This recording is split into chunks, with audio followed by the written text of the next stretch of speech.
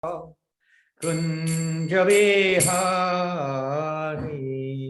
Jaya Radha Madhava Kunja Vihari Jaya Radha Madhava Kunja Vihari Jaya Radha Madhava Kunja Vihari Gopi Jana Vallabha Girivardhari Gopi Jana Vallabha Girivardhari Gopi Jana Vallabha Girivardhari Gopi Jana Vallabha Yasodanandana Brajajanda Ranjana Yasodanandana Brajajanda Yasodanandana Brajajanda Ranjana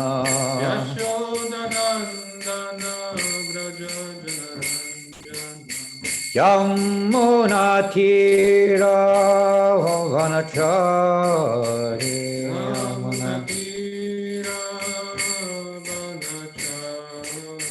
Yamuna Tira Vanachari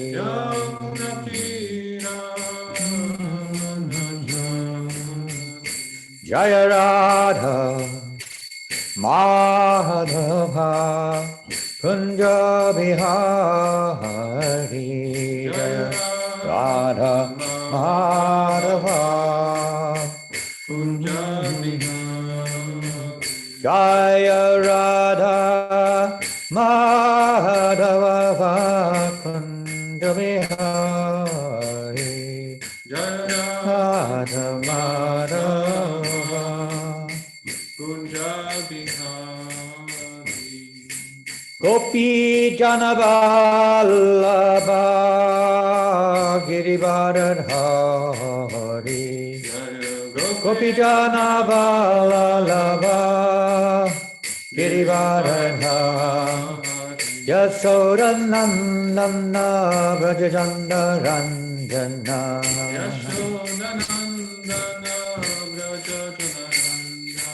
Yasodanandana Brajajana Ranjana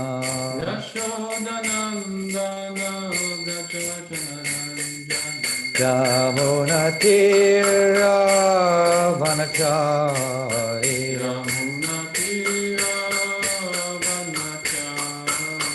Yamuna Tira Vanachari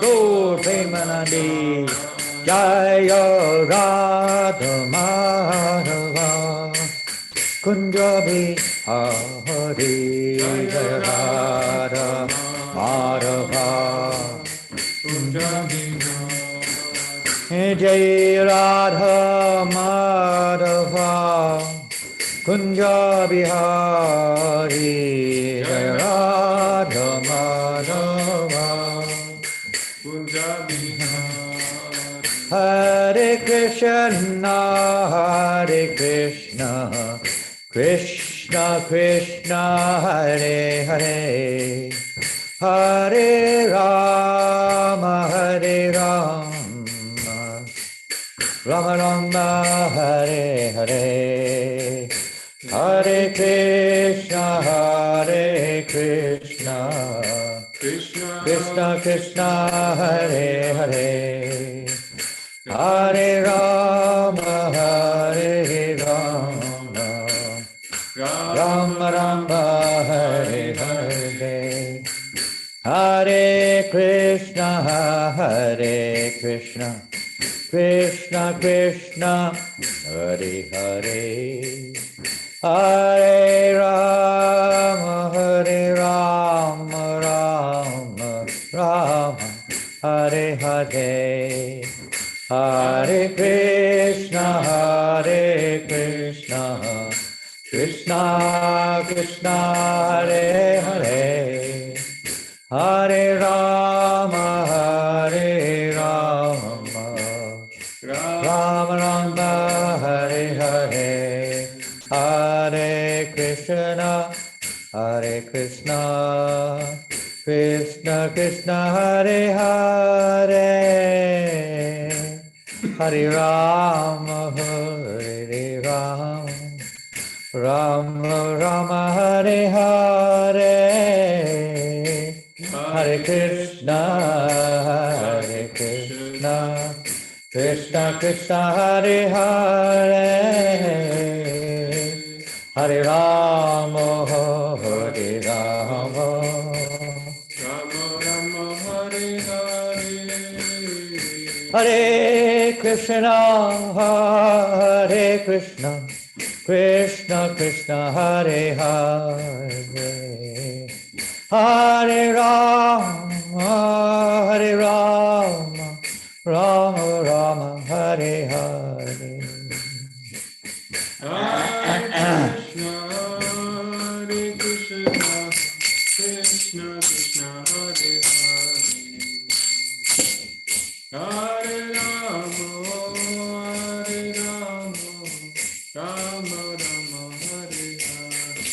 Hare Krishna, Hare Krishna, Krishna Krishna, Hare Hare, Hare Rama, Hare Rama, Rama Rama, Hare Hare.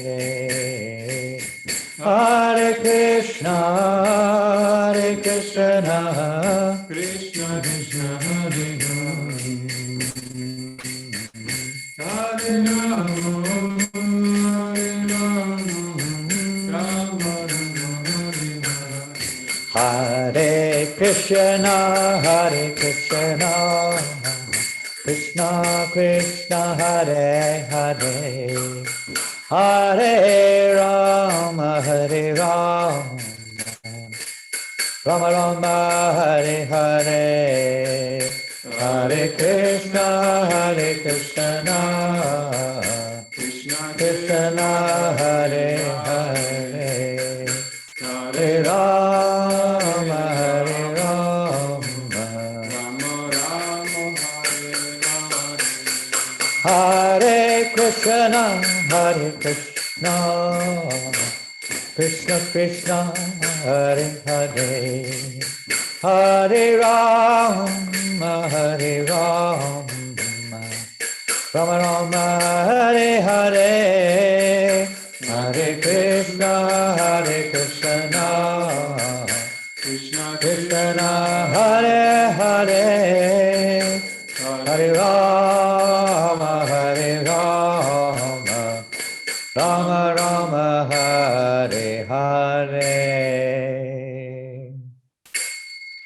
Jai Om Vishnupada Paramahamsa Parivrajacharya Ashtata Satashresi Bhaktivedanta Swami Prabhupada Ki Ananta Kota Vaishnavinda Ki Namacharya Shahridas Thakur Ki Prem Se Gaho Sri Krishna Chaitanya Prabhu Nityananda Shri Advaita Gadadhar Shivasati Gaura Bhakta Vrinda Ki Shri Shri Radha Krishna Gopa Gopinath Shama Kunda Radha Kunda Giri Govardhan Ki Shri Vrindavan Dham Ki Shri Mayapur Dham Ki Shri Jagannath Puri Dham Ki Ganga Maya Ki Yamuna Maya Ki Tulasi Deva Ki Bhakti Deva Ki Samaveta Bhaktivinoda Ki Lord Chaitanya Saridam Sankirtan Ki Brihat Madanga Ki Srila Prabhupada Ki Shri Shri Gauranitai Ki, Shri Shri Panchatattva Ki, Shri Shri Radha Madhava Ki,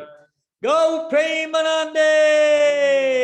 All glories to the assembled devotees. All glories to the assembled devotees. All glories to the assembled devotees. All glories to Sri Guru and Sri Gauranga. All glories to Srila Prabhupada. Nama Om Vishnu Padaya. Krishna Prashtaya Bhutale Shrimate Bhakti Vedanta Swami Niti Namane.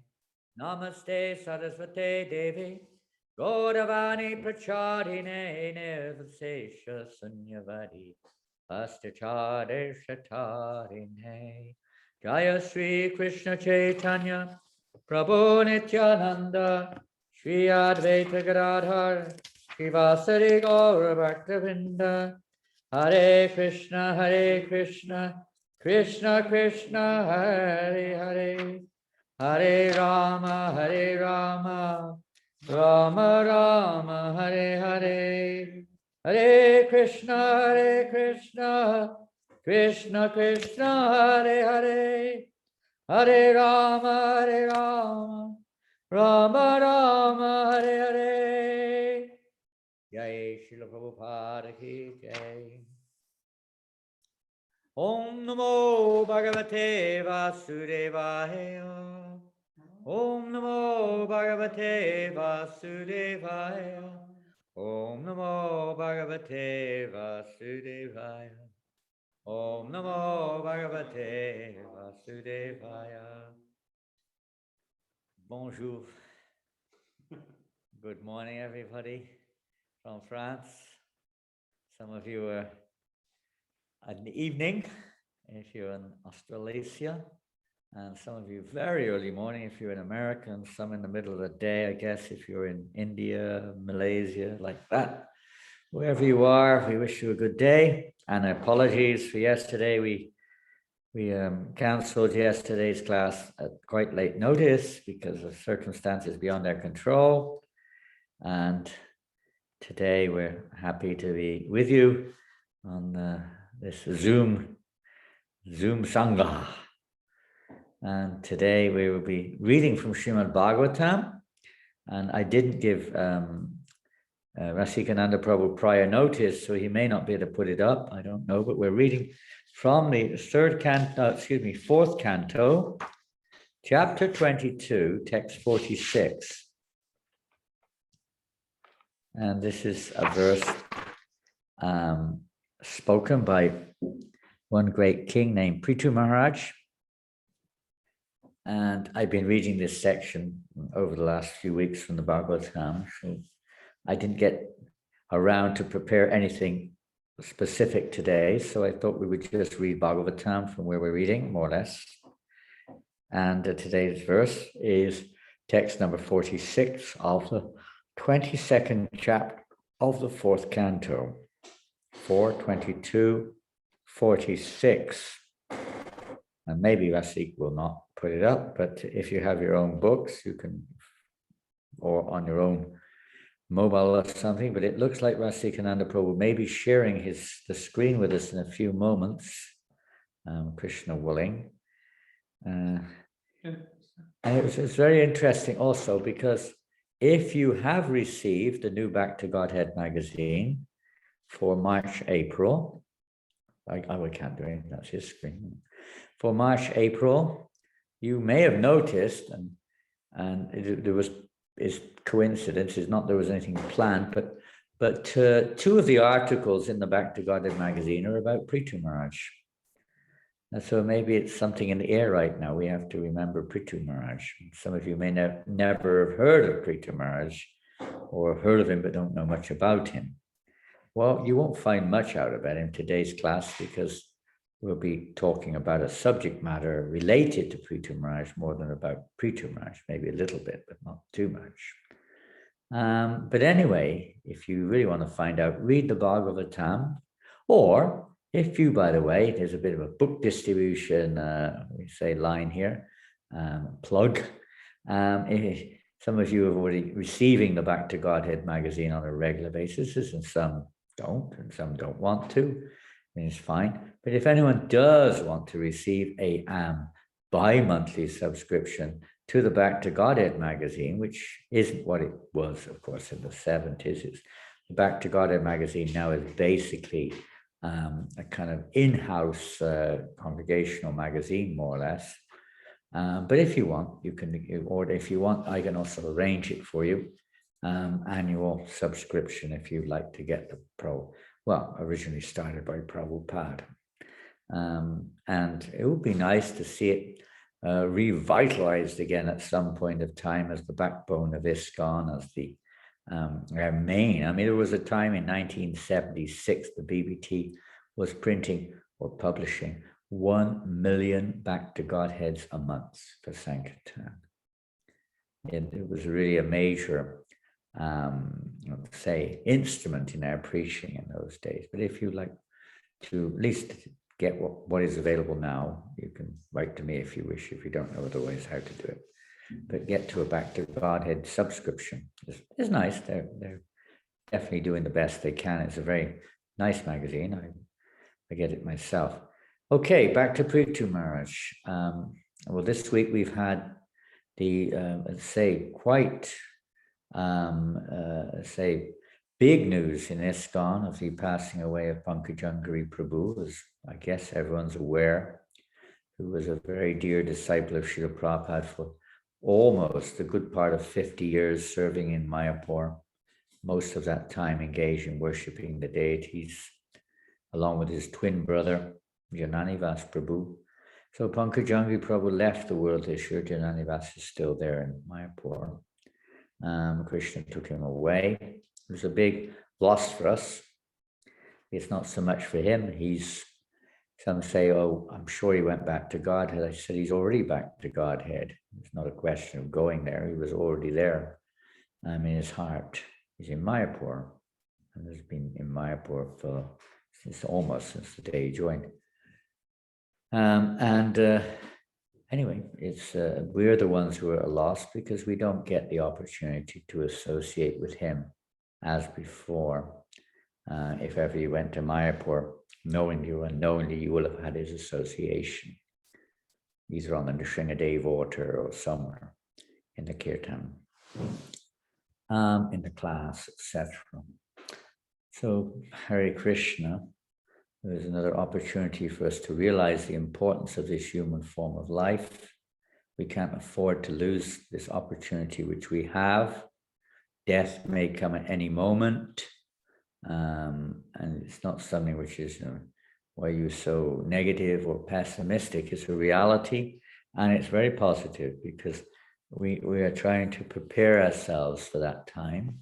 It's not that that's like a constant meditation or as if it's something separate from devotional service. It's not. The process of devotional service is the preparation. Pankajangari Prabhu taught us how to die by being completely absorbed in chanting the holy names throughout his life and worshipping the deities in Mayapur and being fully engaged, because we can't imitate such great souls, but he was fully engaged in devotional service, never a spare moment for anything but service. These two twin brothers are living examples of full-time devotees. Mamcha yoga vicharana bhakti yogena sevate sugunan samatikchaitan brahmabhuya kalpate. Those who are fully engaged in devotional service, who do not fall down under any circumstances, they can transcend the three modes of nature and come to the spiritual platform.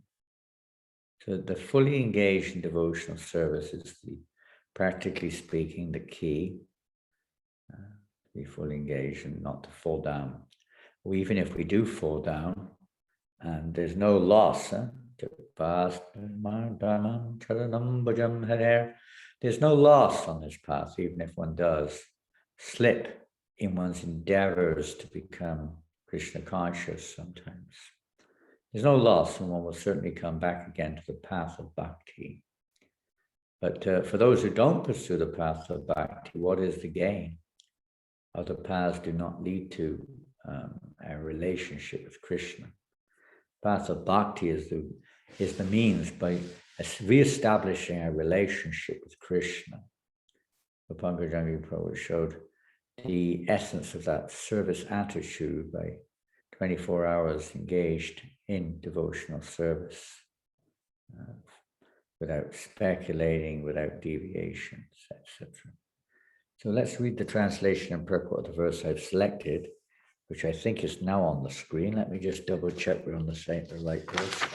Yeah. Svam eva brahmano bhukte swang vaste swang dadati cha tasyaivano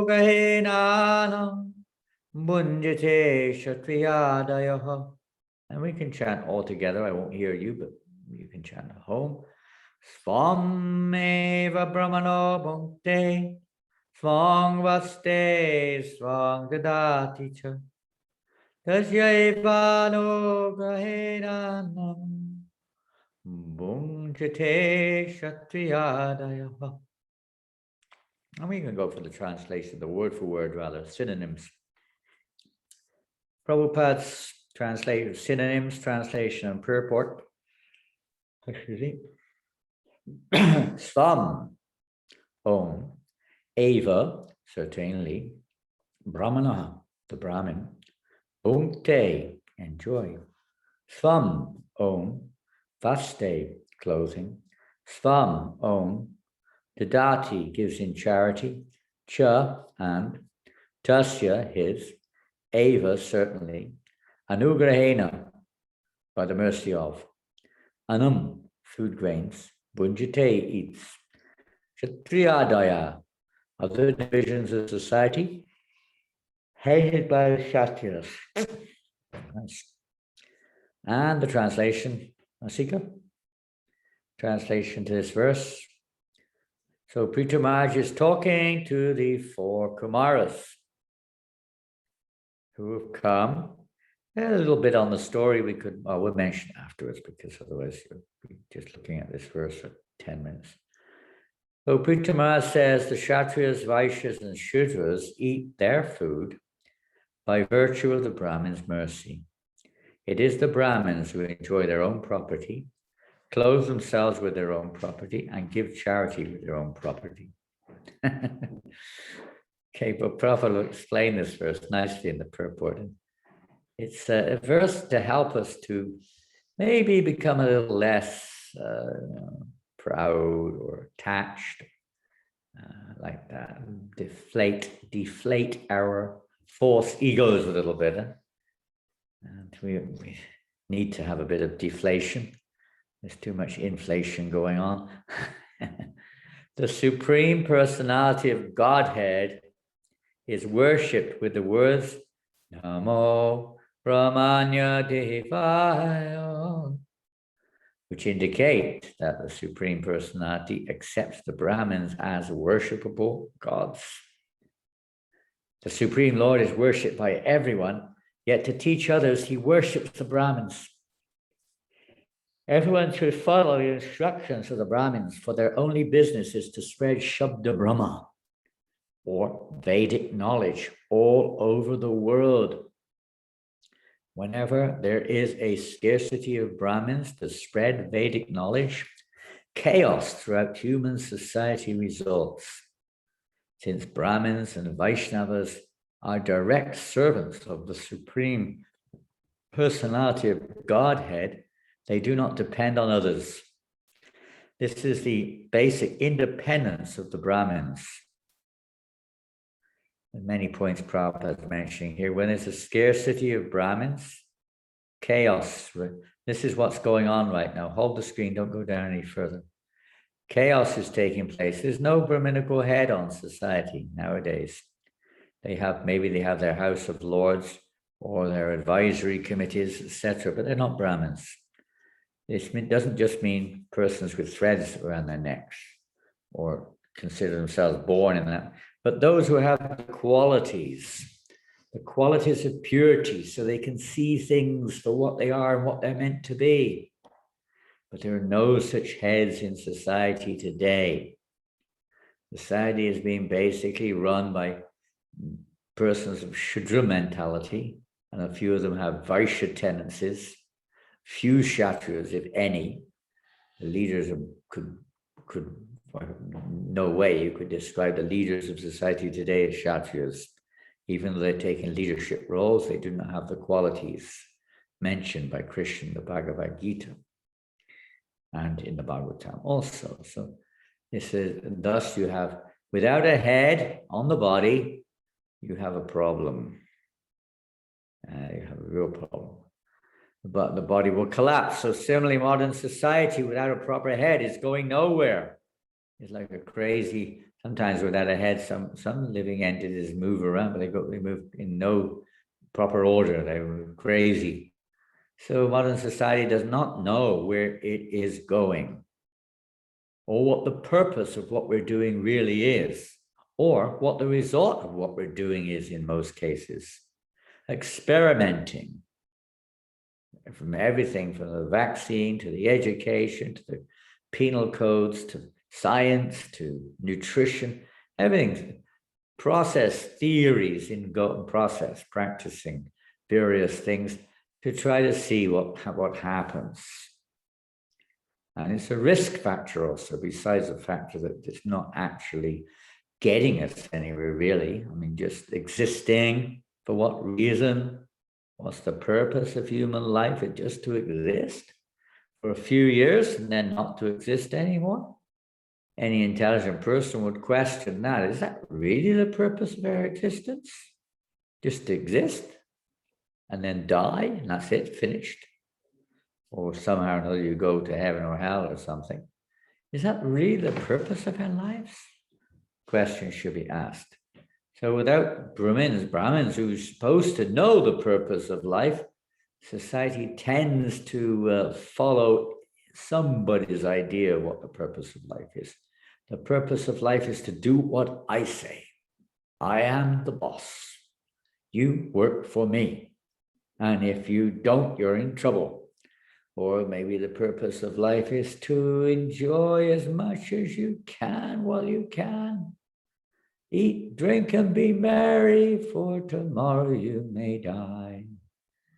So this isn't the goal of life. Brahmins and Vaishnavas, what happened? We missed something there. I think some line was missed out, isn't it? Let me see. Let me go to my book. Chaos. Where's that word? Chaos. Can't even see it. Where is it? Where is it? All over the world. Yeah, their purpose is to spread Vedic knowledge all over the world. That's the business of the Brahmins, is not to sit in a business office or to executive heads of society. No, their business is to spread Vedic knowledge all over the world. Otherwise, chaos results. Since Brahmins and Vaishnavas are direct servants of the Supreme Lord, they do not depend on others. This is another aspect of a Brahmin or the Vaishnavas. They may appear to be depending on others. Oh, you're begging. We're giving you money, they say. Huh? We're providing. Where'd you get your money from? People sometimes ask, where did you get your money from? Huh?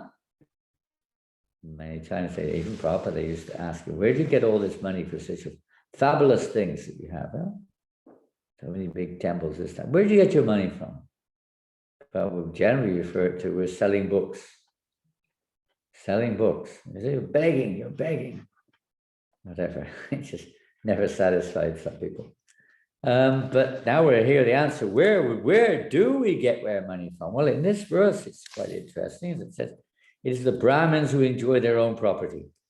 We may not be Brahmins, at least not by quality. But they enjoy their own property. But what property do the Brahmins have? They're not working.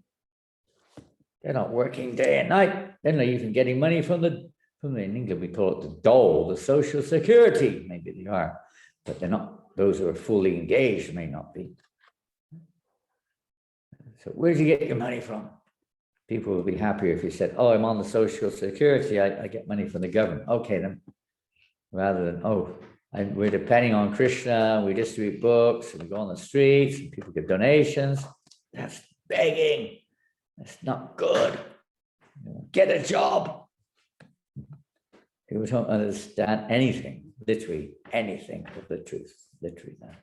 They think that this is ours, that this wood is ours to do what we want with it. So many ignorances there, so much ignorance. So the Brahmin's duty is to travel, preach, and distribute this knowledge of the truth, and not to keep people in the darkness. But unfortunately, there's this age particularly, The world is covered in darkness of ignorance. We'll read on. Since they're not depending on others. If they give or they don't give to Brahmin, they're satisfied. They know Krishna provides what they need, preserves what they lack. They have faith. They're not demanding. They may be, trying to encourage us to use their time and serve their wealth and their energy in Krishna service. But of themselves, they have nothing to worry. Completely satisfied, no matter what happens. And Prabhupada goes on, in actuality, everything in the world belongs to the Brahmins. And this is quite an interesting statement, isn't it? In actuality, everything in the world belongs to the Brahmins. And out of their humility, the Brahmins accept charity from the Kshatriyas or kings and the Vaishyas or merchants. It's amazing. Out of their humility, they accept. It doesn't sound like it. It's from an ordinary point of view. But, we'll hear more about that in a minute. Everything belongs to the Brahmins, but the Kshatriya government and the mercantile people keep everything in custody, like bankers. And whenever the Brahmins need money, the Kshatriyas and Vaishyas should supply it. It is like a savings account with money which the depositor can draw out at his will. Maybe not so easy today, in this day and age, to do that, but that's the principle at least. They tend to question you a lot now if you want to put money in and draw money out. Control systems have changed, but normal situation is that they're just keeping your money, and anytime you want to withdraw it, you can. Maybe you can still in some places, but some places there's a lot of restrictions. The Brahmins, being engaged in the service of the Lord, have very little time to handle the finances of the world. And therefore the riches are kept by the Kshatriyas or the kings, who are to produce money upon the Brahmins' demand. Quite the opposite. They want to take it away. You find out the devotees or the whatever are collecting money, then you have to pay tax, to pay this, pay that. They don't know. They don't know anything about God. They have no faith at all in the existence of a supreme person. And thus to become greedy and lusty and manipulative and envious and so on and so forth, because their hearts are dirty. Human society is meant for God realization. It's meant to not for sense gratification, but for inquiring into the nature of the absolute truth. And that's where we go normally, to the Brahmins, just like the four Kumaras came to Prithu Maharaj, and he completely felt enlightened in their association. So they don't live at the cost of others at all, as it says here. They live by spending their own money, although it appears that they are collecting the money from others. Well, how the Brahmin sees it, as he see it, maybe some Brahmins see it like that too, or Vaishnavas. They see, this is mine. But the view of Brahmin or Vaishnava will not see it as mine. They see it as Krishna's. And when people give charity, they simply want to use it for the pleasure of Krishna, making some festival or making some nice outfits for the deity or whatever it may be, but utilizing it for the pleasure of Krishna, not for their own pleasure. Just because one happens to be, a so-called Brahmin or whatever by birth, that doesn't really mean very much. They have to show how to utilize everything we have for the pleasure of Krishna. And of course, they have to practice what they preach. Otherwise, there will be no benefit, practically speaking. So here's an aspect here that they're simply collecting money for whatever belongs to the Brahmins. They live by spending their own money, although it appears that they are collecting money from others. It belongs to them, and they're simply returning it to Krishna, because Krishna is the supreme proprietor. Everything belongs to Krishna, and the Brahmins are those who offer everything to Krishna. So it's such an important thing to return the property. Otherwise, we are subjected to karma because we have taken someone else's property and claimed it as my own.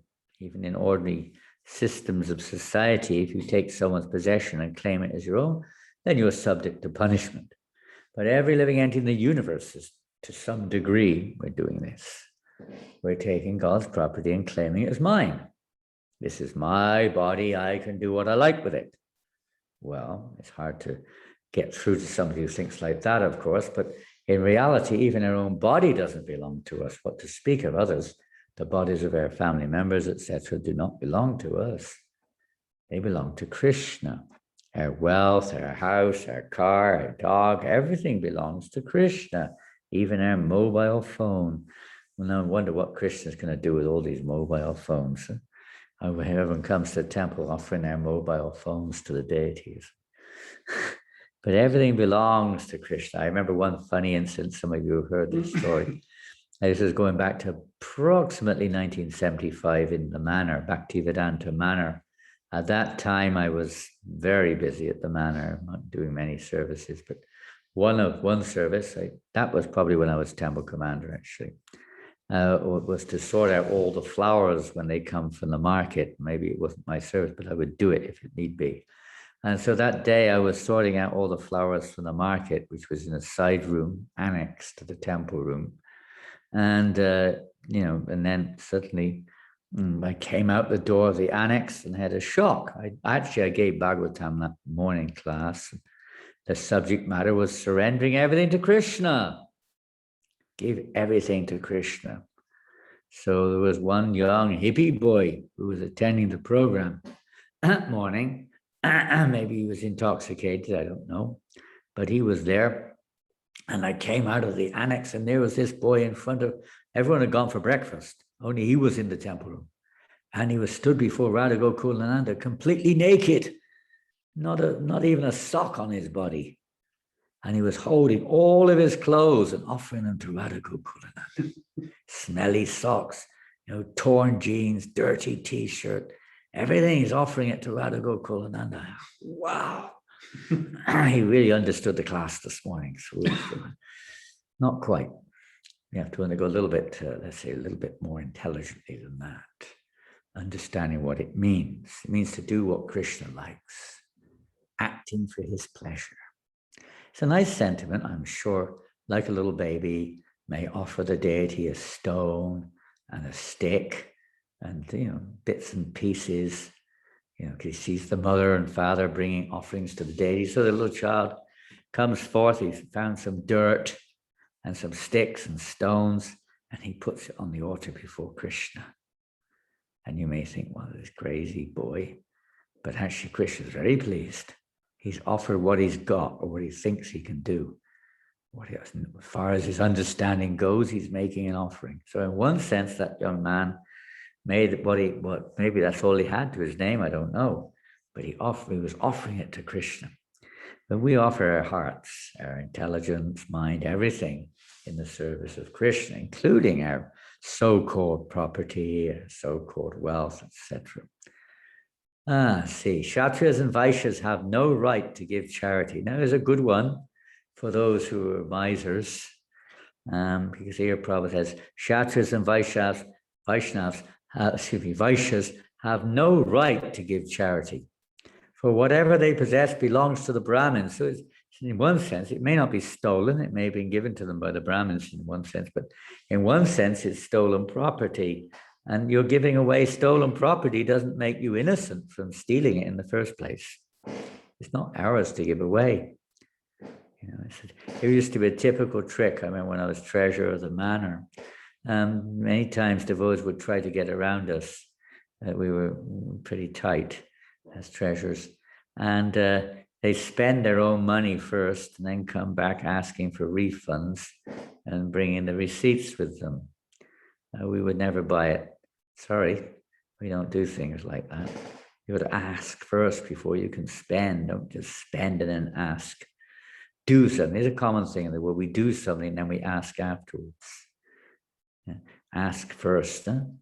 find out if rightfully first, we're not the proprietor, it doesn't belong to us, this money, etc. doesn't belong to us, it belongs to Krishna. So one has to ask Krishna's representative first before deciding what to do. And same thing with this human life.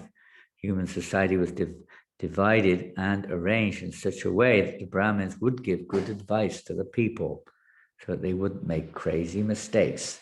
Nowadays, people get their wage packet, whatever day of the week it is, Thursday, Friday or something, they don't get a wage anymore. Packet, they get it through the bank. But whatever it is, it comes into their so-called possession. And then the next day, many times they go on a spending binge. Spend, shops. And they buy any kind of rubbish, practically speaking. So many shops just selling unnecessary items.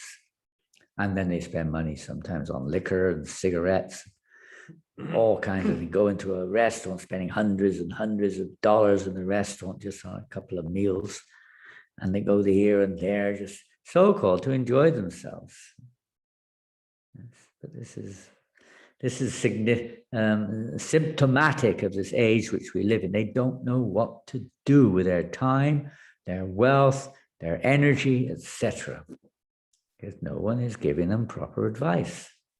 The business-minded people are very happily selling rubbish to the people, paying them to work and then selling them the products back. So it goes into a circle in such an extent that people end up in mortgages and this thing and that thing, and they're bound for life in this vicious cycle. And unless the Brahmins and Vaishnavas preach the purpose of human life, this cycle will not, it will only get worse and worse and worse, spiraling down. A big responsibility. Why everything belongs to the Brahmins? Because they know that everything belongs to Krishna, and they are the ambassadors or representatives of Krishna. So consequently, on behalf of Krishna, this word is, basically speaking, is meant to be guided by the Brahmins, who, as Prabhupada says here, where are we? Let's see, it appears there, clicking. I think we've gone forward from this.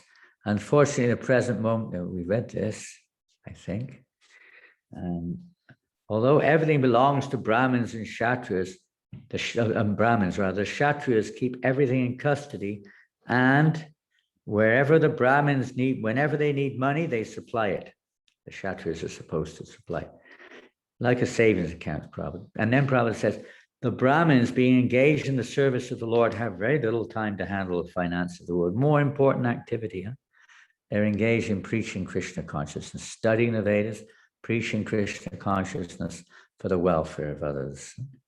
And people don't appreciate this. They see this as useless waste of time, not producing anything. You just, what is this? What's the use of all this philosophy? Get real, they say. We have to live in the real world, but this is not the real world. This world is called asat. It is unreal. It does exist, but it's unreal in the sense that we think that this is the real world. And we think this is me and this is mine. This is the illusion. This is Maya. It's not the world that's Maya necessarily. It's the fact that we're seeing it as Maya. The world does exist, be it temporary or not. But it's our illusion. This is the Maya, that we see this material world is either a reality or a non-existent at all, if we were a Mayavadi or something. But either way, this is illusion. We have to see it as Krishna's energy, and the purpose of human life is to learn how to utilize this human life, or how to understand everything belongs to Krishna, how to utilize everything for the pleasure of Krishna. He is the owner, and everything should be done according to his will. That's the idea. They're spending their money. It appears that they are collecting money from others. Kshatriyas and Vaishnavas have no right to give charity, because whatever they possess belongs to the Brahmins. Therefore, charity should be given by the Kshatriyas and Vaishyas under the instruction of the Brahmins. They should be given, not like now where people give charity to some cause, it never gets there, maybe it does, maybe it doesn't. And the welfare is simply to increase the karma of the recipient. It doesn't deliver them from karma, increases their karma in most cases. and is completely under the modes of nature, many times indulging people in sinful activity, educating them in ignorance, feeding them with untouchable foods, maintaining their lives longer so they can commit more sins, etc., isn't really welfare work. It's actually disservice in reality, although people don't know it. So education is so important, but the education has to be useful education and not binding education. Now, as the education system is basically to train people to become instruments in the system and bound up in the modes of nature, to identify themselves with the body, identify themselves as the doer, as the proprietor, and so on. But at the same time, being under control of whoever the leaders may be. So there's no real freedom, there's no real people don't have real free will in this world. They're conditioned by their environments. And the Brahmin's business is to help people become free of conditioning, not further bind them up. The situation today is very, let's say, unbecoming, a very unwelcome situation which we live in. Unfortunately, at the present moment, Prabhupada says, therefore, charity should be given by the Kshatriyas and Vaishnavas under the instruction of the Brahmins. Of course, the Brahmins may not say, give it to me, but the Kshatriyas should give the charity to the Brahmins normally. Unfortunately, because that means feeding the root. Otherwise, giving charity to this one and that one is like simply watering the leaves of a tree. We have to water the root of the tree, and the Brahmins represent that root. They are the connection with Krishna. So we have to serve the Brahmins and not just use our energy just to water the leaves of the tree. That will not do any good in the long run. It may look nice, but it won't do any good in the long run. Unfortunately, at the present moment, there is a scarcity of Brahmins. And since there is no one to advise the Kshatriya and Vaishyas, the wood is in a chaotic condition. And so we've already mentioned that. The body without a head is chaotic. The second line of this verse indicates the Kshatriyas, Vaishyas, and Shudras can eat only by virtue of the Brahmins' mercy. In other words, they should not eat anything which is forbidden by the Brahmins. Because eating is a very important part of everyone's life, more or less. All species of life, all genders, generations, races, you name it.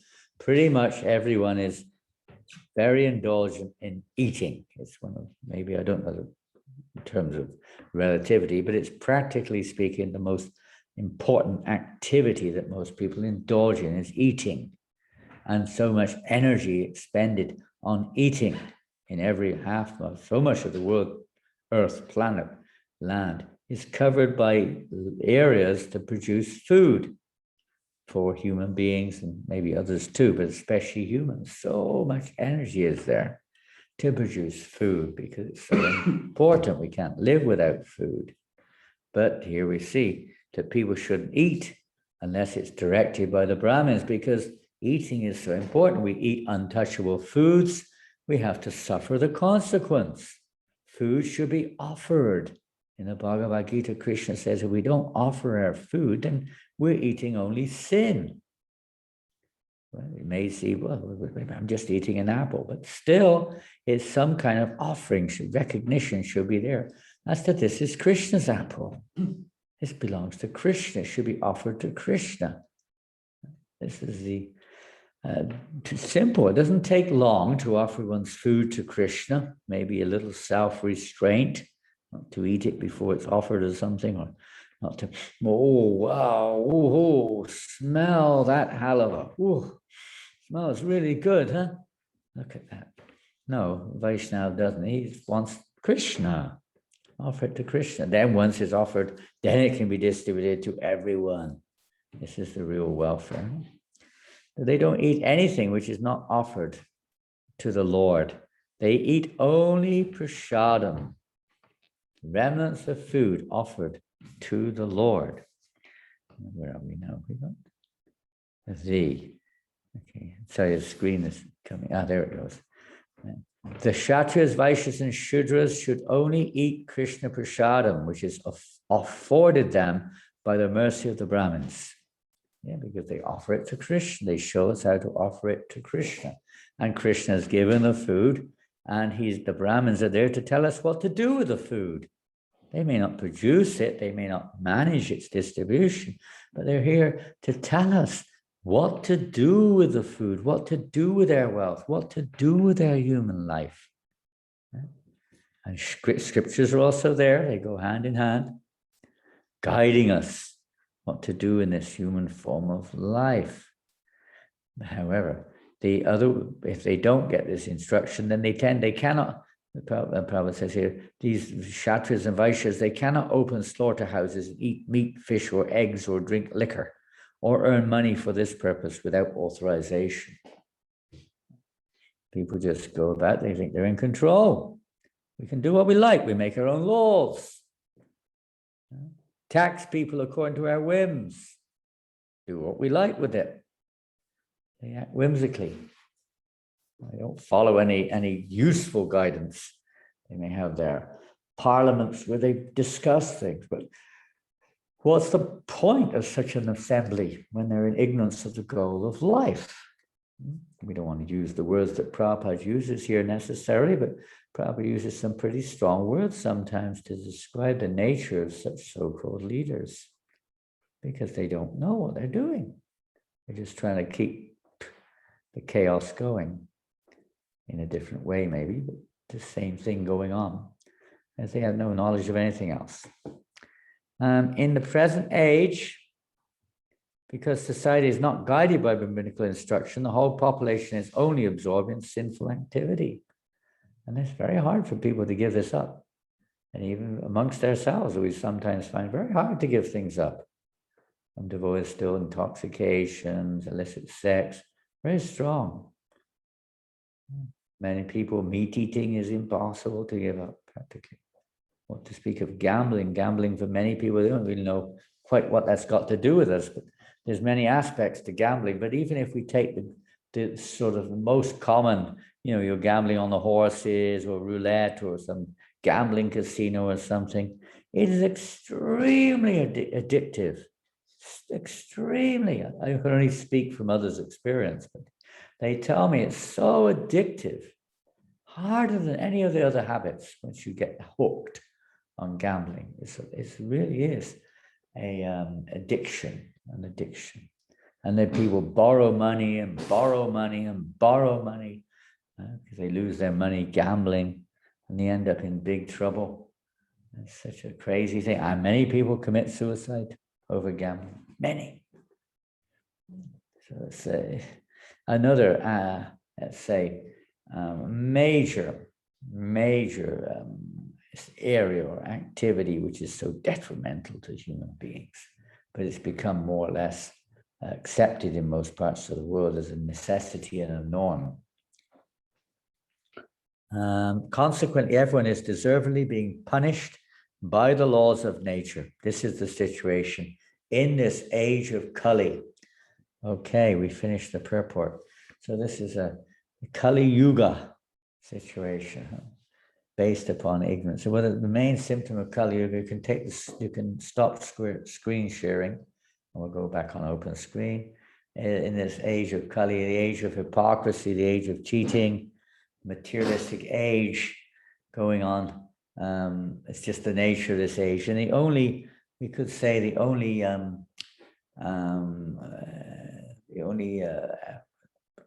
for the sake of another word, the only activity going on to counter this tendency, practically speaking, is the Sankirtan movement.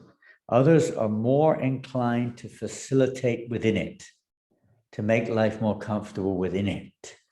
This Sankirtan movement may be byproducts of that are there, but the primary aspect of this Sankirtan movement is to deliver us from it, and in the proper way, not just to negate it, but to be delivered from it, to become anashta karma palam karyam karma karotya sanyasi yogicha no niragnira kshatriya. That we become detached from the fruits of the work. Not from the work so much in sense, we're doing that for Krishna, but the fruits of the work must be offered to Krishna. And Vaishnava's business is to do that and show others how to do it. To show others how to also offer the fruits of their work or the work itself as an offering to Krishna. So that's the preaching of a devotee, is to show others how to utilize this human life for the pleasure of Krishna. A very nice purport by Srila Prabhupada, and a very enlightening one, to understand that we really don't have anything. We may be attached to our things, but ultimately everything belongs to Krishna, and it belongs to the Brahmins and Vaishnavas. We say, oh, I'm a Brahmin, I'm a Vaishnava, whatever. But a Brahmin and Vaishnava don't think that they'll act on that platform. They don't really think themselves as such. They certainly are not going to use whatever charity comes its way. They're not going to use it for sense gratification. Their purpose is to use it for the welfare or the benefit of society. But in this Kali Yuga, the Brahmins are misused, in most cases, have been misusing their whatever, not really wealth in large amount at least, but whatever they've gotten. Some of them have gotten a lot of money. Some of them have got a lot of facilities. Some of them have got a lot of followers, so many things. That all has to be offered to Krishna. But if they use it otherwise, then it's a great deviation again. And they have to teach us this thing, and we have to learn that everything is being not just Ishavashamidam Sarvam Yatkinchaja Gacham, to get the property of Krishna. Everything should be utilized. Krishna has given us our quota.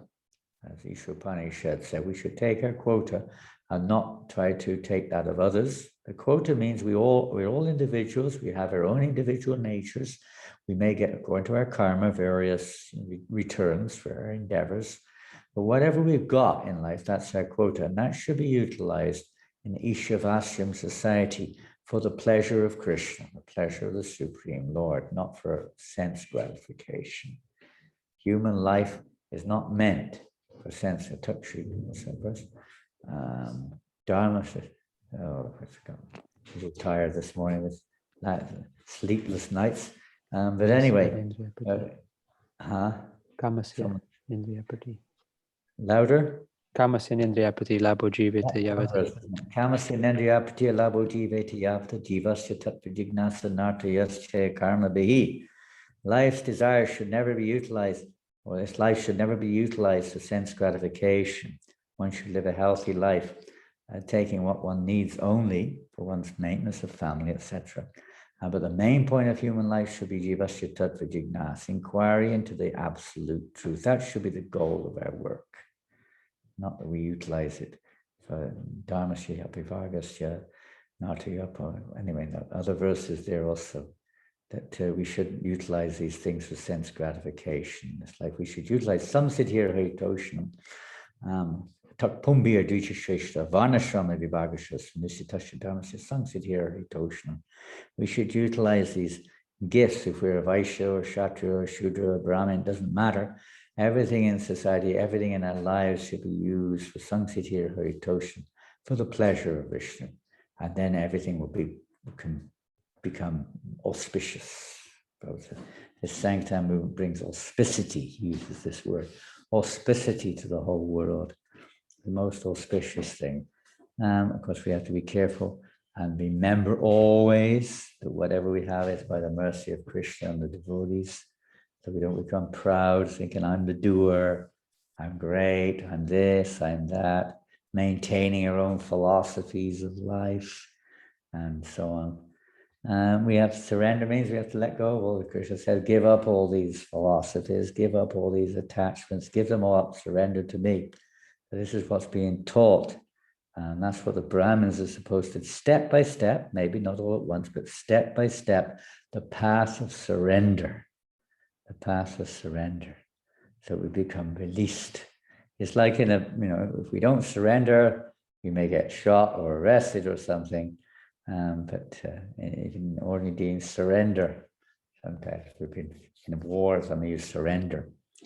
We should get shot. So we surrender, not that we're cowards, but the real thing is surrender means to come to our senses. It's not cowardly. It's a great case, a great faith, a case, great, you could say, a heroic act to take shelter of Krishna. Depend on Krishna, but that's the path of freedom. That's the path of peace. That's the path of real happiness.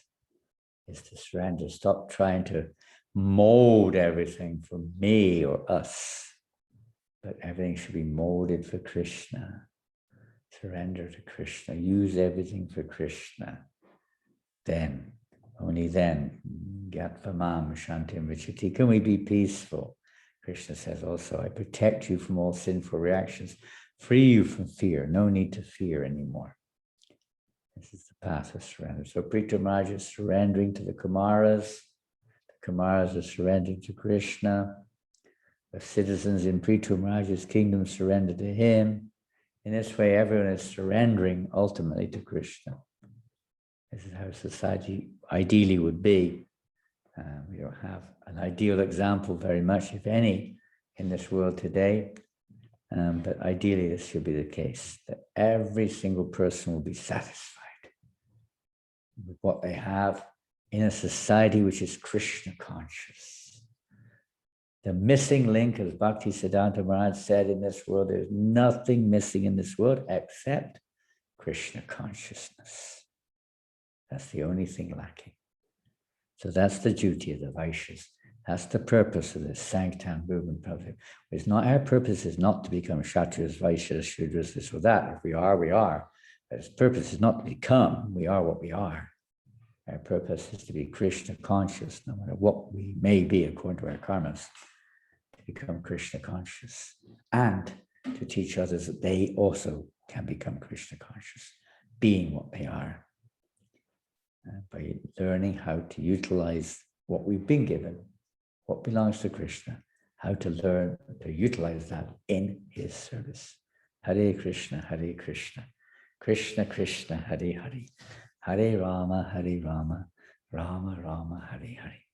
Now I'm going to open up for questions. I have a class in the temple a little later on. And anyway, we don't want to give excuses, but we'll open up. If anyone would like to ask any questions, please do. Maybe there's something I don't know. How do we know what is our allowed quota in life? Our allotted quota. It's the same thing as allowed, really. What is our quota? It's a very difficult thing in Kali Yuga to ascertain, because society is not arranged in such a way as to help people to understand this. It's there's certain things we can pick up on. Different living entities. The quota doesn't only refer to, let's see, most people say quota. They often refer to a wage or amount of what you receive, from whatever, from one's work or one's government or something. What is your quota? Sometimes they use the word quota to refer to achievement. You have a quota to produce so much. Usually it's used in that sense and to describe quantitative factors, which can be, seen. But in this case, in this verse, the quota does include that, but primarily the quota refers to one's nature, understanding what one's nature is, and acting accordingly, not trying to imitate others. And then being satisfied with what comes from one's performance of one's activity within one's nature, so to speak. So one's nature, well, again, people have a hard time, devotees have a hard time also sometimes wondering, when in the same, we talk about the weather, some of you in New Zealand and in Auckland, they say you have 4 seasons sometimes in one day. It's like winter in the morning, then it becomes like spring, then you get summer, and then you get all the seasons. It pours with rain and wind and so on. It's a very changeable climate. So in Kali Yuga, particularly people's consciousness is often like the wind is changing constantly. They don't really move, let's say. Situations are changing. Everything around us is changing. Because of economics, we're forced sometimes to accept an occupation which is really not necessarily a normal nature, but for the sake of money, we do it, or we go somewhere else, or whatever it is, marry someone who's not compatible. So many incompatibilities are there in this age, which make it, or we're educated against our nature. Somebody once says, what do you want to do? And they say, I want music. Parents may like it, they may not, but oftentimes they say, well, that's not good. You can't get a decent job like that. You got to do something like engineering, become a doctor or something. IT specialist. Music, what are you going to do with music? You're still on the roadside, going to be a busker or what? They can't, doesn't fit most people. Some people can become successful, but very rarely do people become that successful at music. But or it might be something even more gross. What do you want to do?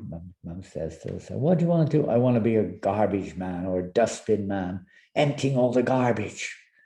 Oh, I said to my mother, I wanted to be a monk. She flipped out when I said that. She said, oh, talk such nonsense. That's nonsense, she said. Don't talk such nonsense. I was about 12 when I told her that. She goes, oh, that's rubbish. If to her, it's like, not at all what they want. They want something prestigious in the material sense of the term. But that may not be your nature at all. Nature, when you're peaceful with whatever the results are from what you get, can be one thing. That you don't become agitated or irritated by the circumstances around us when they don't go the way we want. You're comfortable, basically self-satisfied in what one's doing. One doesn't need more. One accepts one's lot as being whatever Krishna gives us. Maybe some indicators, as well as the obvious natural proclivities that we may see, that we may have, may indicate a little bit about our nature. And as far as our quota beyond that is concerned, well, we depend on Krishna. And the best thing is, no matter what we get, is we offer it to Krishna. We don't sort of start thinking, now I'm, getting very successful. Let me stash away more and more and more for me. Give Krishna $1 or $2 a week. That's very nice. And $10,000 for ourselves. And that's not the idea. What is favorable? The quote is what is favorable for wholesome lives, for spiritual material lives. What is required to maintain that peace and harmony, balance within our mind and body. What is our quota? But in Kali Yuga, it's a fact. The details are sometimes very hard to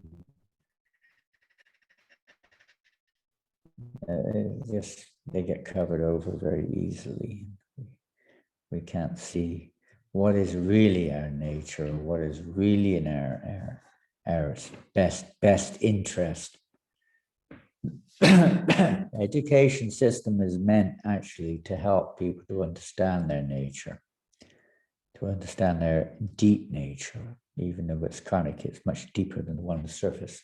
To understand much deeper what I should do in life.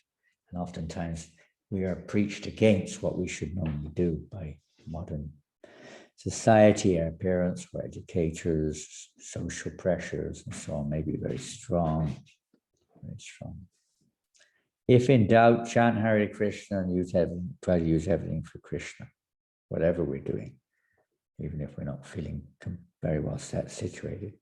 Carry on chanting, our hearts will become cleansed, it's easier to see our real business, and try to offer everything to Krishna, whatever fruits we can. Let's see. How to remain focused on the goal of life, which is Krishna consciousness, and acting for the pleasure of Srila Prabhupada and Krishna. Many times I get distracted from the goal. Please can you guide? Yes, it's very common, Prabhupada, very common. Everybody goes through this at different times. And that's why we have sadhana. Of course, we know that even in the performance of our sadhana, when we're chanting and attending program, etc., mind will wander, but we keep it there. Keep bringing it back to the focus of sadhana, hearing and chanting about Krishna, depending on which service we're in, which level we're in, etc., etc. But one of the major factors involved here is regular association and hearing. Hearing in the association of those who are more steady or focused. That's why we should listen to Prabhupada's lecture tapes, if you can get hold of them on your mobile or computer or whatever you've got. Try to listen to Srila Prabhupada's lectures regularly. Hear from somebody who is completely focused. They don't have neither an ulterior motive nor a focus other than Krishna's pleasure. So when we hear from them, it helps us to become step by step more focused. Even though the mind wanders off, we can bring it back again. It's like Arjuna's mind was wandering off on the battle of Kurukshetra, really mega wandering, really going off. And Krishna then took the role of Arjuna's intelligence and got him back on course again.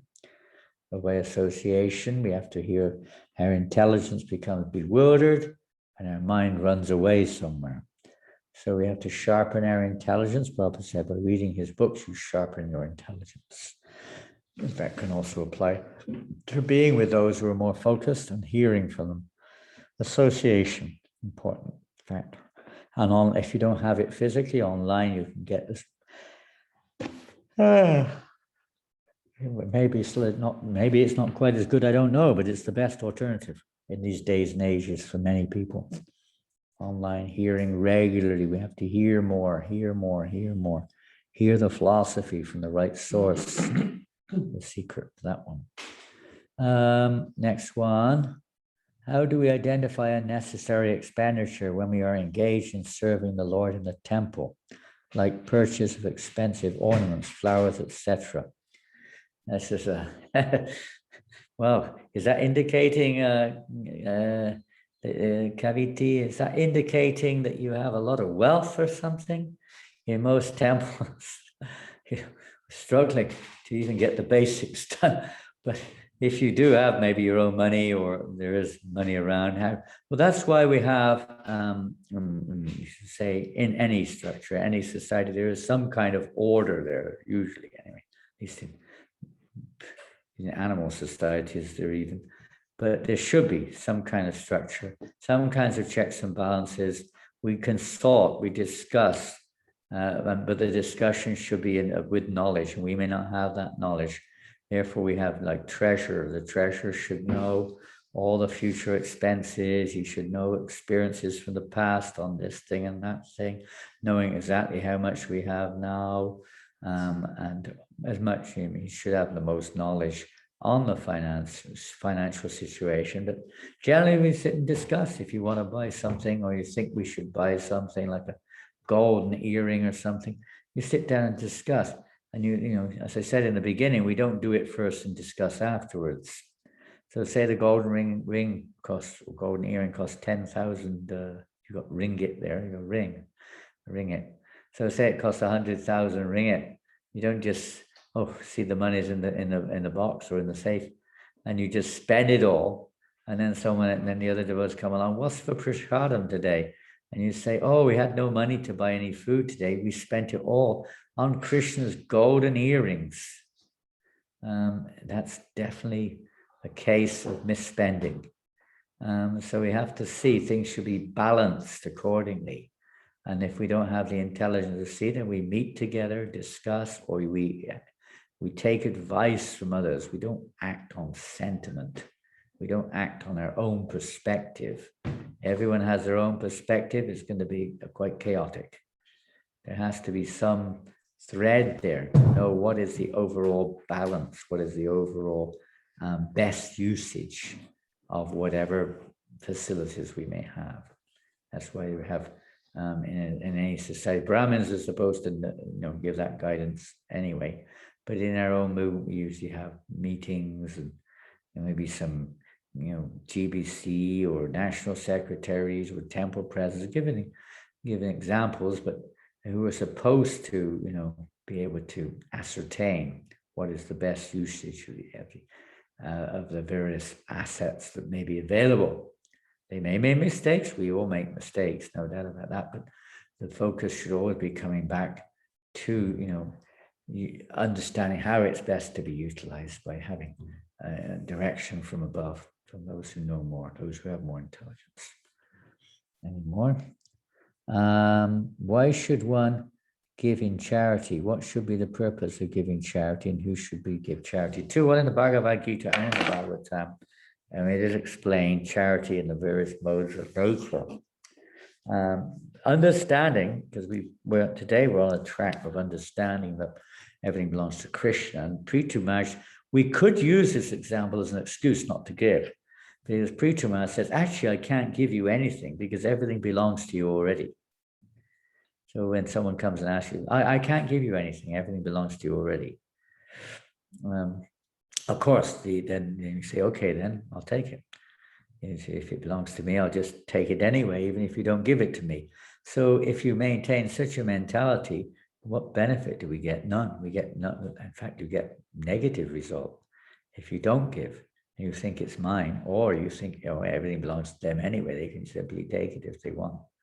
But this is for our own purification. Krishna is very pleased when he sees it's like if you have children, you have your two boys, and when they were younger, maybe not now, I don't know. But when they were younger, sometimes you get that. You give the son a bar of chocolate, and then the son breaks some of the chocolate off and shares it with you.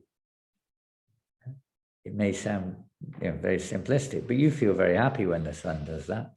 It's a loving reciprocation. Krishna is looking for love. He doesn't need our chocolate or our money. He's looking for our love. And this is how that loving relationship starts to begin. Like if it was a child offering a piece of chocolate, when somebody offers, some of their money, if not all of it, they may need some for their family maintenance, obviously. But when they offer it, they get tremendous benefit because the Brahmin offers it to Krishna, and you get the benefit for that offering.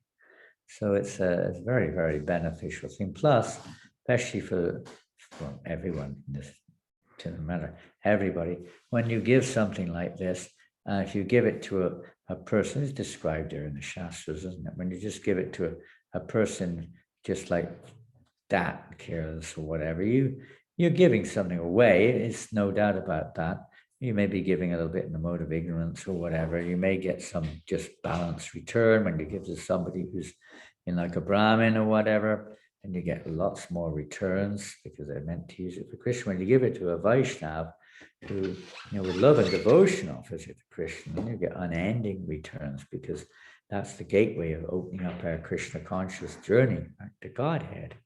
So, and on then the other side of it, when we give, we're very attached to our wealth and our property and our family. And Prithu Maharaj gave everything. He said, nothing is mine. My kingdom, my horses, my elephants, my family, my wealth, everything belongs to you. I offer it all to you. And then what happens? Krishna gives back much more. Krishna reciprocates much more, and you feel happy. This is a part of our duty also, our quota, is that in one sense we offer everything to Krishna, and then Krishna offers everything back, more or less. There's a very nice reciprocation. And the Grihastha particularly helps to get a little freed from envy and possessiveness and jealousy and miserliness and so on. Any kind of charity is a beginning for some people, but the highest charity is to offer it in the service of Krishna, not in the mode of goodness. The mode of goodness is better than passion and ignorance. The mode of passion, you want to be recognized, you want some return for your offering. In the mode of ignorance, you're just kind of giving begrudgingly or whatever. In the mode of goodness, you're offering without any expectation of return. You're offering according to Shastric injunctions as to how various charities should be given, etc. So different modes are based basically upon our own consciousness, not so much upon the giving aspect, but upon our consciousness.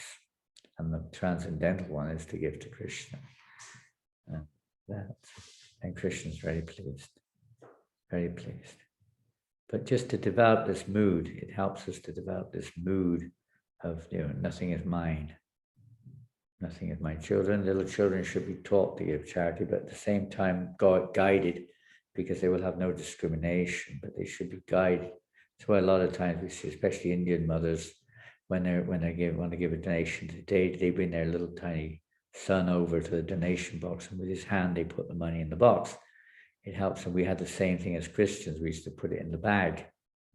So some of the boys would put their hand in with it and take money out of the bag, but that's not a good idea.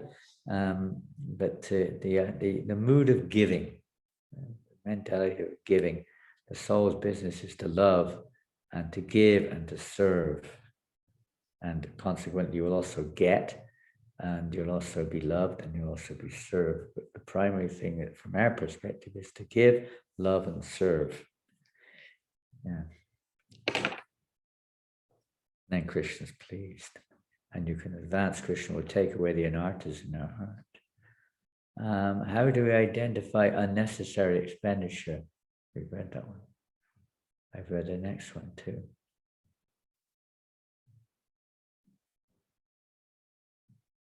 Anything else?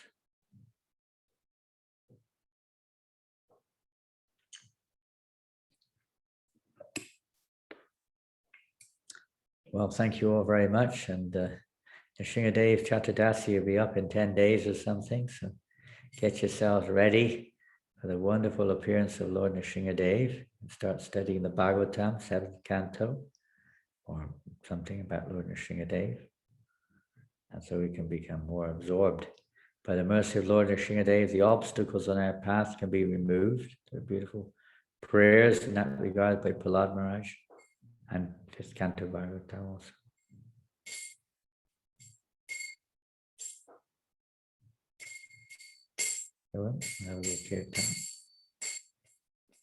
Oh, there's another one here.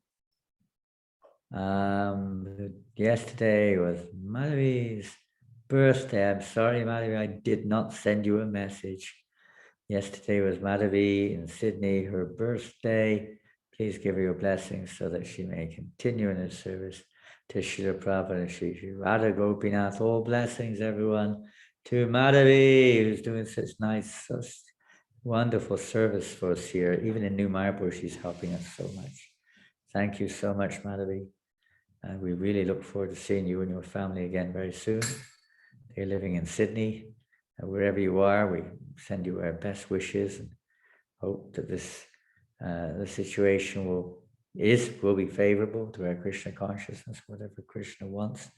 We try to accept that without getting upset, tolerate without being disturbed. It's easier when we're right situated, of course. But we hope that this year there will be some opening up will come about. Okay. Hare Krishna, Hare Krishna, Krishna Krishna, Hare Hare, Hare Rama, Hare Rama, Rama Rama, Hare Hare, Hare Krishna, Hare Krishna, Krishna Krishna, Hare Hare, Hare Rama, Hare Rama, Rama Rama, Hare Hare. Excuse me, I'm going to change the tune a little bit. I didn't get a tune in fact. Just kind of singing. Hare Krishna, Hare Krishna, Krishna Krishna, Hare Hare, Hare Rama, Hare Rama, Rama Rama, Hare Hare. Bolo. Hare Krishna, Hare Krishna, Krishna Krishna, Hare Hare, Hare Rama, Hare Rama, Rama Rama, Hare Hare. Hare Krishna, Hare Krishna, Krishna Krishna, Hare Hare, Hare Rama, Hare Rama, Rama Rama, Hare Hare, Hare Krishna, Hare Krishna, Krishna Krishna, Hare Hare, Hare Rama, Hare Rama, Rama Rama, Hare, Hare Krishna,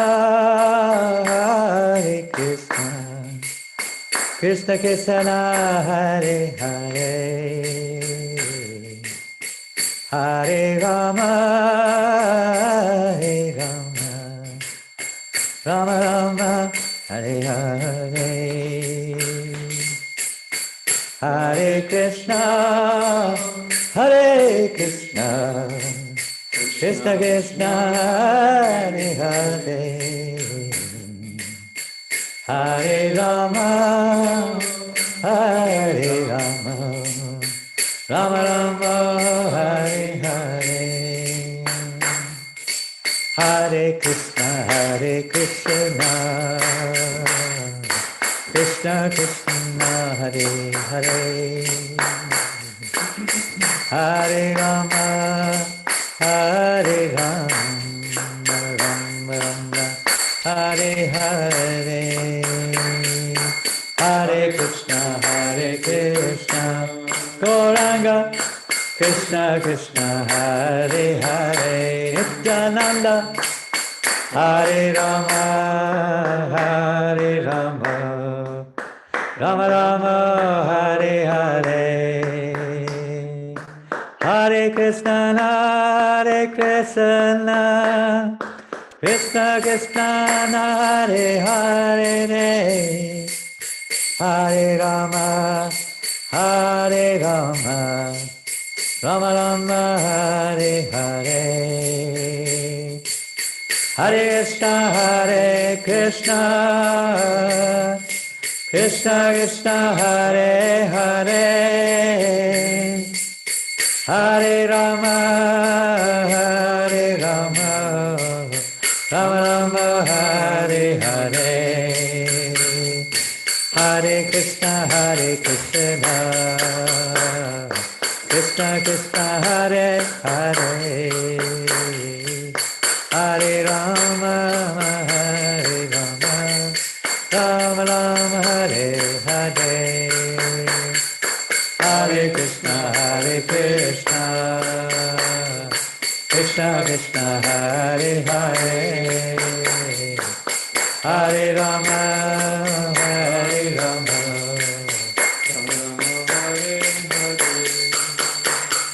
Hare Krishna, Krishna Krishna, Hare Hare, Hare Rama, Rama Rama, Hare Hare, Hare Krishna, Krishna Krishna, Hare Hare, Hare Rama, Rama Rama, Hare Hare, Hare Krishna, Krishna Krishna, Hare Hare, Hare Rama, Rama Rama, Hare Hare, Hare Krishna, Krishna Krishna, Hare Hare, Hare Rama, Rama Rama, Hare Hare, Hare Krishna, Krishna Krishna, Hare Hare, Hare Rama, Rama Rama, Hare Hare, Hare Krishna, Krishna Krishna, Hare Hare, Hare Rama, Rama Rama, Hare Hare, Hare Krishna,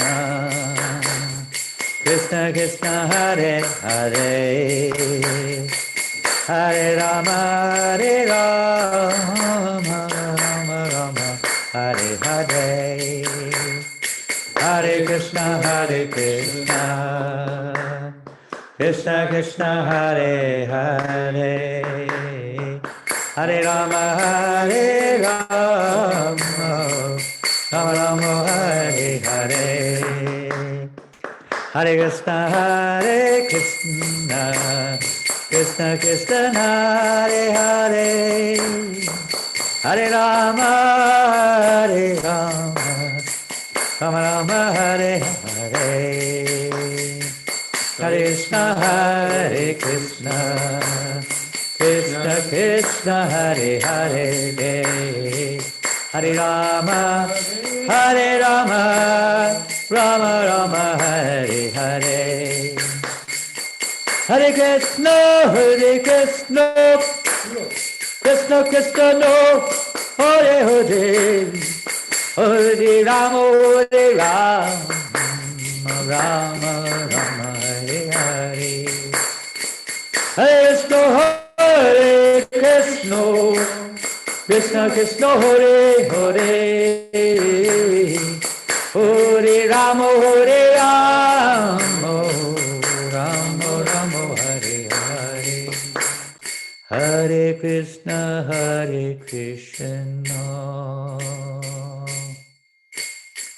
Krishna Krishna, Hare Hare, Hare Rama, Rama Rama, Hare Hare. Hare Krishna,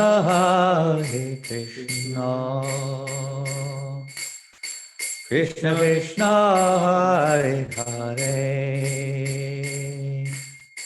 Hare Rama,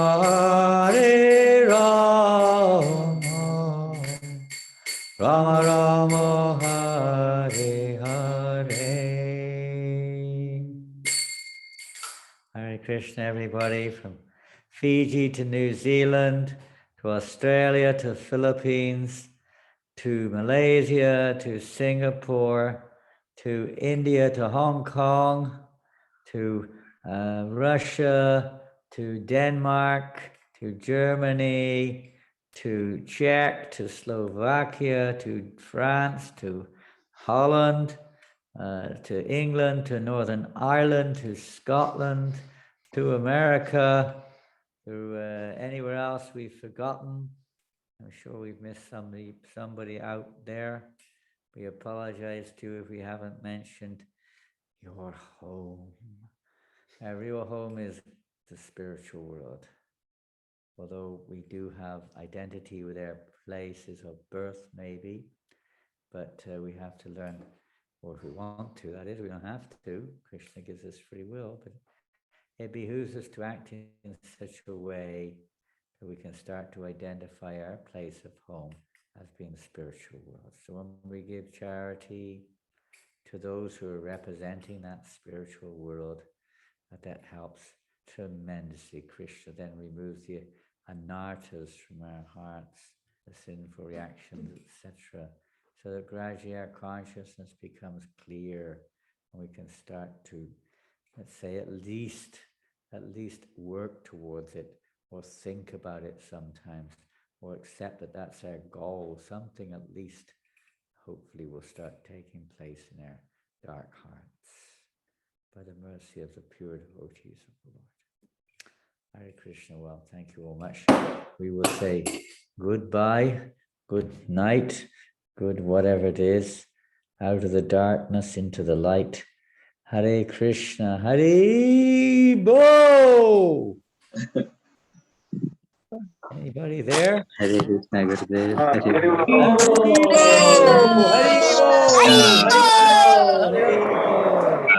Hare Krishna, Hare Bo, Philippines. It's so nice. Thank you very much, Gurudev. Filipino devotees with us today. This is so. Hare Krishna. Hare Bo from Denmark. Hare Krishna, Guru Maharaj. Hare Krishna Maharaj.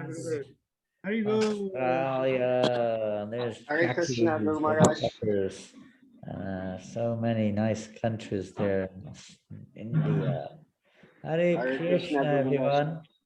Lord Srila Prabhupada, Hare Bo. Hare Krishna.